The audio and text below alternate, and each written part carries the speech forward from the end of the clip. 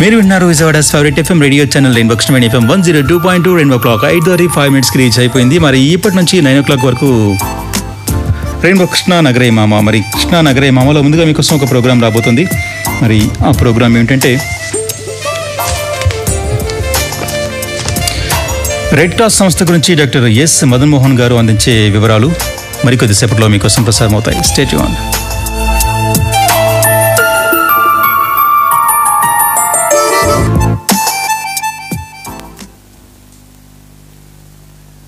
మే 8 ప్రపంచ red cross దినోత్సవం. Red cross 150 సంవత్సరాల చరిత్ర కలిగి 180 దేశాల్లో విస్తరించిన స్వచ్ఛంద సేవా సంస్థ. స్వచ్ఛంద సేవా సంస్థలలో తలమానికమైనది కోహినూర్ డైమండ్ లాంటి స్వచ్ఛంద సంస్థ. మే 8 రెడ్ క్రాస్ పితామహుడు వ్యవస్థాపకుడు అయిన హెన్రీ డ్యూనాంట్ యొక్క పుట్టినరోజు. ఆ మహనీయుని కృషికి నిస్వార్థ సేవకు గుర్తింపుగా ప్రతి సంవత్సరం ప్రపంచవ్యాప్తంగా మే 8న రెడ్ క్రాస్ దినోత్సవం జరుపుకోవటం ఆనవాయితీగా వస్తున్నది. జీన్ హెన్రీ డ్యూనాంట్ తల్లిదండ్రులు ఆంటో సెట్టి డ్యూనాంట్, జీన్ జాక్విస్ డ్యూనాంట్. ఈయన మే 8, 1828 సంవత్సరంలో జెనీవాలో జన్మించారు. ఈయన రచనలు the origin of red cross గురించిన అన్ సావనీర్ డి సోల్ఫెర్నో అనే పుస్తకం. ఈయన ఒక స్విస్ వ్యాపారవేత్త. ఒకరోజు వ్యాపార నిమిత్తం వెళ్తూ మార్గమధ్యంలో సోల్ఫెర్నో యుద్ధభూమిలో ఆగటం జరిగినది. అది 24 జూన్ 1859 సంవత్సరం. ఫ్రెంచి వారికి ఆస్ట్రియా వారికి మధ్య ఘోర యుద్ధం జరుగుతున్నది. ఆ యుద్ధంలో సుమారు 23,000 మంది సైనికులు గాయపడటం జరిగింది. ఒక్కసారిగా వేల సంఖ్యలో గాయపడిన సైనికులను చూసిన డ్యూనాంట్ హృదయం వ్యాకులపడినది. గాయపడిన వారికి ఏదైనా చేసి రక్షించాలన్న తపనతో సోల్ఫెర్నో గ్రామంలోకి వెళ్ళి ఆడపిల్లలను స్త్రీలను తీసుకువచ్చి గాయపడిన సైనికులకు ప్రథమ చికిత్స అందించటం జరిగినది. ఆనాటి సోల్ఫెర్నోనే నేటి ఇటలీ. అందరికీ సరిపడా మందులు ఇతర వస్తువులు అందుబాటులో లేకపోతే హెన్రీ డ్యూనాంట్ తానే స్వయంగా అన్నిటినీ తెప్పించి టెంపరరీ హాస్పిటల్స్ని ఏర్పాటు చేసి అందరికీ సాధ్యమైనంత మెరుగైన చికిత్స అందించి అందరి ప్రశంసలు పొందటం జరిగినది.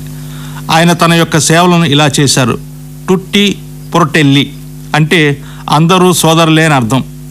ఇరుపక్షములలో గాయపడిన సైనికులకు సమానంగా సేవలను అందించారు. 1859 జూలైలో జెనీవాకి వచ్చిన తర్వాత సోల్ఫెర్నోలో జరిగిన విషయాలను ఒక పుస్తకంగా వ్రాయటం జరిగింది. అదే అన్ సావనీర్ డి సోల్ఫెర్నో అంటే సోల్ఫెర్నో స్మృతులు అని అర్థం. ఈ పుస్తకం 1862లో ప్రచురింపబడింది. ఈ పుస్తకం ఎందరికో కనువిప్పు కలిగించింది. ముఖ్యంగా Geneva public welfare president jurist Gustave Moynier. ఈయన ఇంకొంతమంది పెద్దలు కలిసి 17 ఫిబ్రవరి 1863 సంవత్సరంలో international committee of red cross స్థాపించడం జరిగినది. రెడ్ క్రాస్ స్థాపనకు హెన్రీ డ్యూనాంట్ చాలా అవస్థలు, ఆర్థిక ఇబ్బందులను ఎదుర్కోవాల్సిన పరిస్థితి ఏర్పడింది. అయినా కూడా ఆయన తన నమ్మిన సిద్ధాంతాలకు ఆశయాలకు కట్టుబడి రెడ్ క్రాస్ స్థాపనలో కృతకృత్యుడయ్యాడు. 1901 సంవత్సరంలో మొట్టమొదటి నోబెల్ శాంతి బహుమతి హెన్రీ డ్యూనాంట్కి ఇవ్వటం జరిగినది. నిజానికి ఈ బహుమానానికి హెన్రీ డ్యూనాంట్ కాక అర్హులు ఎవరుంటారు?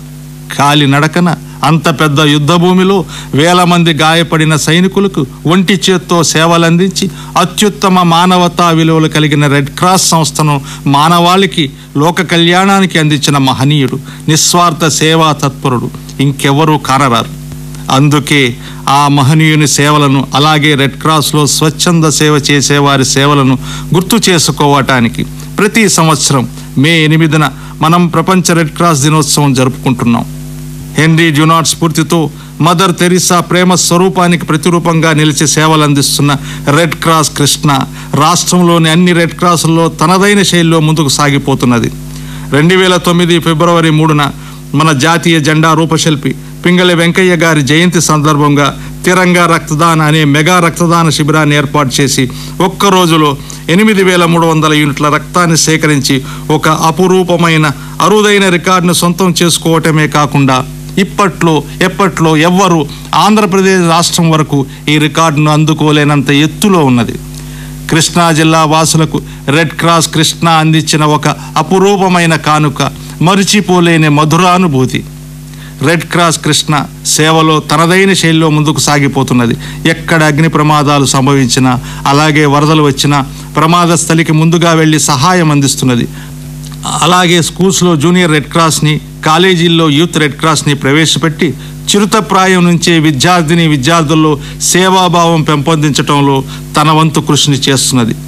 అంతేకాకుండా రెడ్ క్రాస్ రక్తనిధి అన్ని ప్రమాణాలు తూచా తప్పకుండా పాటిస్తూ నాణ్యమైన బ్లడ్ యూనిట్లను కావలసిన వారికి అందచేస్తున్నది.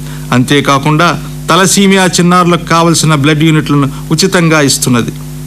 తన జీవిత కాలంలో సేవ చేయాలన్న తపనతో రెడ్ క్రాస్ను స్థాపించి దాని ఉన్నతికి అహర్నిశలో పాటుపడి తన వ్యాపారాలను అశ్రద్ధ చేసి నష్టాలను మూటకట్టుకుని జీవిత చరమాంకంలో ఎన్నో బాధలను కష్టాలను అనుభవించిన మహామనిషి హెన్రీ డ్యూనాంట్.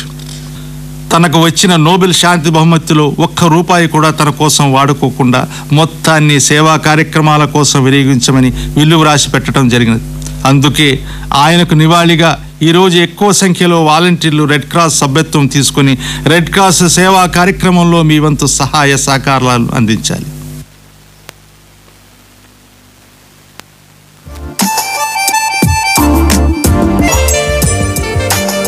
లిజనర్స్, మీరు ఇంతవరకు రెడ్ క్రాస్ సంస్థ గురించి డాక్టర్ ఎస్ మదన్ మోహన్ గారు అందించిన వివరాలు విన్నారు.